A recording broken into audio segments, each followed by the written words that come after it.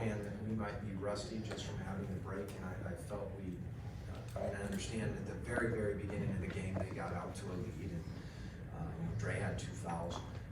So there were some things that, catch your attention. I think it was 13-6 or something like that. But overall, I felt we had a good rhythm, and then in the second quarter, and it started in the first, but our bench did a really nice job. So overall, very good team win, and a great effort.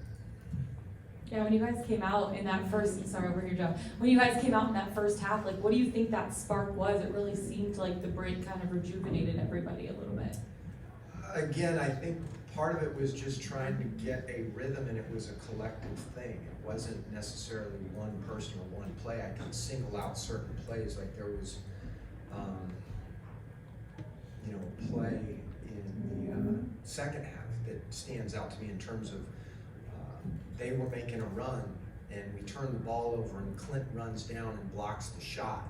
And I know that's in the second half, so it's technically not answering your question, but there were a lot of plays like that either swayed momentum or just kind of slowed the game in favor of us, so to speak. Not necessarily slowed the tempo of the game, but just slowed it down to where, okay, we got it back in under control. And so again, like I said, early in the game, I do understand that they kind of got the lead 6-0 and then 13-6 or whatever it was.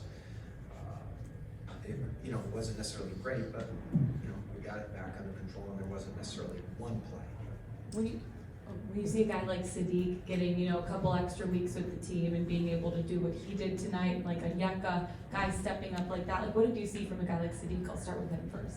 I thought he was really good. I thought he hit some big shots or timely shots. Again, that's part of the sort of when we talked about what plays, right? I think he had some good plays. I think he had some good defensive possessions as well, where he, whether we were in a switching situation and he picked up somebody, or whether he just made a play. But overall, he's doing a nice job of picking things up because it's not easy. But he's been in the league for a bit, and he knows how to play the game for sure.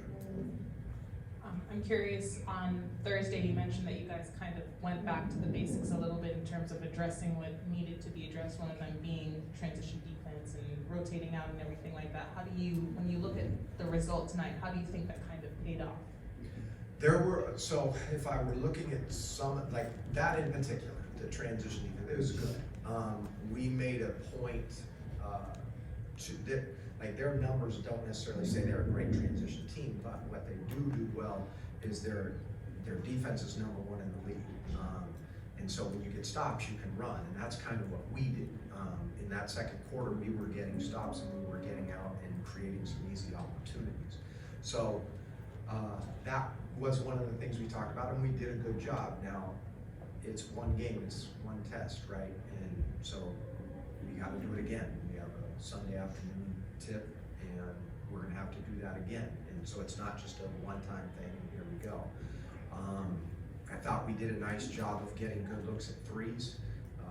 Like to see a few more though. I think we had 28, but ball movement was good. So that was another thing that we talked about. Thought our spacing for the most part was good.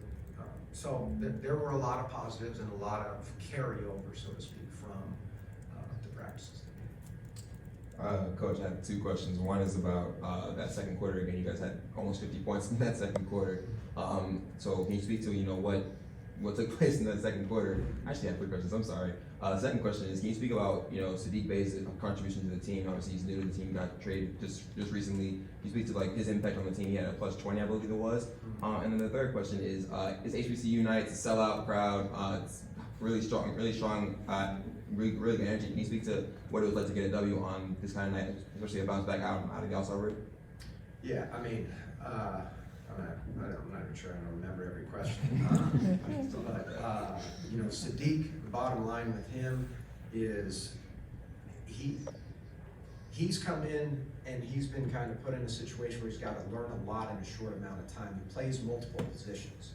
He can guard multiple people. So what that's going to do is put him, like in certain situations, he's going to switch. In certain situations, he's going to be guarding the big, and he's going to have to know which coverage to call out to the small. In other situations, he could be involved with O or Clint, and in that case, he's going to have, potentially we could switch, but then he might be forcing the ball handler to do something. And so that's asking a player like him to come in. He does know that stuff, but terminology might be different. So that's what we were talking about earlier, is in a short amount of time, he's been able to pick things up, and he had a very good night tonight. Your third question about being HBCU and the crowd and the energy, Atlanta is an amazing city, and the fans here get behind their team. We had an event last night, which is another thing I give our players credit to. They were here last night taking pictures and talking to fans, and all the coaches were here and walking through the arena and talking to people and taking pictures, and the people embrace their teams here, and they love the Hawks, and our guys tonight gave them a great effort. Like I said, this is the #1 defensive team by rating, and we put up a good number. And that gets back to the ball movement, the sharing it, the stops, like you talk about this 50-point quarter. Look at that, I remember all 3 questions. The 50-point quarter, that was because we got stops and we ran and we moved the ball, we shared the ball. And there's a lot of things on here that don't even necessarily, like it says we had 14 turnovers. I didn't think we had, they weren't things that stood out like, okay, that's a problem. Like Aaron Holiday, one of the things that happened, Aaron Holiday had a turnover late in the game. And, he turned it over, we didn't like it. We just got it, okay, how does he get connected with the guy that he was trying to throw the ball to, right? Because they haven't been out on the floor for, well, Lord knows how late, it's late in the game. So there's just a lot of things that even on the stat sheet that don't show up that we just did that were really positive. And the 49 points were those things. That's what the scoreboard reflected, all the good things that we did. Thanks, Coach. Does anybody have 4 questions? Bogdanovich looked kind of bouncy coming out of the break. There were a lot of occasions where he was helping in the middle of the floor and getting back to contest a shot. He played 22 minutes. Is it sort of a concerted effort to kind of keep his minutes down? No, he could have played more, for sure. In the first half, one of the things that took place was he really got it going. And you don't want to extend his minutes in a particular run, meaning it's fine if if a guy plays 22 minutes and or let's say, even if he plays 30 minutes and he plays 8, 8, and 8, right? I understand that doesn't add up. Bear with me, you understand where I'm going. But the point is, they're not as taxing. We had him at, a 12-minute run, and part of it was because he was going so well. One of the things where I felt I could have made a better decision was I brought DJ back to close the quarter, but DJ wasn't able to sub out in the second, and Trey, so he went longer than I wanted, and then he came back quicker. So at halftime, he's played 18 minutes. Maybe I should have brought Bogey back at that time. But again, there isn't, to answer your question, there was not necessarily a concerted effort to keep him at 22, but we do have to keep an eye on everybody's minutes and making sure they're as fresh as possible as we go into the stretch. Coach Jonathan from Real Talk Sports right over here. A quick question for you. How impressed were you with the team? You talked about energy and off-sheet stuff. It seemed like there was a lot of effort placed tonight, diving. How important is that for you going forward to keep that energy up with the team? That's the game. I mean, the energy and effort that you put into it is usually the energy and effort that you'll see those impacts like we were talking about earlier. All those things that we put into it led to a 49-point quarter, or different things that took place throughout the game. I mean, even the start, they're up 13, like I said, I think it was 13-6, and they end up with, if I got it right, 23 points. So, but that is it. If you don't have that, then the rest of it doesn't really fall into place. Coach, I'm just curious, how much of it was a learning experience for you tonight, especially kind of stepping back into the first chair? It's always. As soon as you think you know everything, you learn real quick that you don't.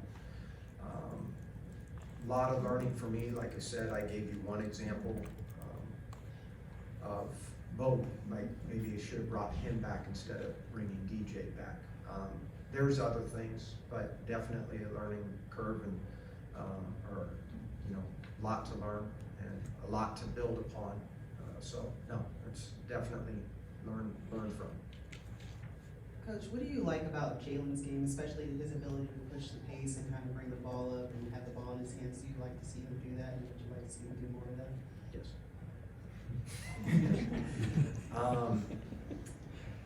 Yes, I do want to see that. I think one of the things that's difficult is if you always have to think about who he's out there with and how he can operate in that way. So if he's out there with Trey and DeJounte, well, they can handle and bring it up the floor too, right? So maybe there's less opportunities. There's always moments to teach. There was a moment in the first half where he secured a ball and he did not push it. And I immediately told him, bring the ball up the floor. And, there was another point where another thing happened and I told him, no, you need to do this. You need to, I don't even go into the details of it, but there's a lot of things that he has to learn. And so on a night like this, everybody feels good and this and that about how things went, but he, just like me, he still has a long way to go, but like his ball handling, that's something that he can do. And he will make mistakes with it, but we've got to teach and get better from it.